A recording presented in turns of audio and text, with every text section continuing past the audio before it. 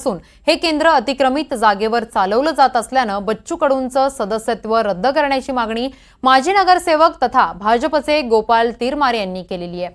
तिरमारे यांनी या संदर्भात विधानसभा अध्यक्षांकडे तक्रार देखील दाखल केलेली आहे। राज्यमंत्री असताना आमदार बच्चू कडू यांनी तत्कालीन मुख्यमंत्री उद्धवजी ठाकरे यांना शिफारस पत्र देऊन स्वतःची पत्नी नैना कडू आणि मेहुणे राहुल माला हे सचिव असणाऱ्या संस्थेला शिवभोजन केंद्र सुरू करण्याकरिता त्या ठिकाणी शिफारस पत्र दिलेलं होतं आणि त्यानुसार चांदूर बाजार येथे शिवभोजन केंद्र सुरूसुद्धा करण्यात आलेले होते।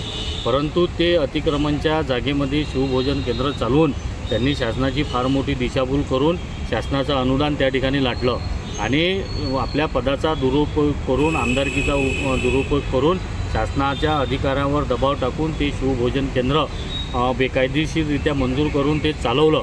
म्हणून मी आमदार बच्चू कडू यांचे सदस्यत्व रद्द करण्याकरिता राहुलजी नार्वेकर विधानसभा अध्यक्ष यांच्याकडे मागणी केलेली आहे।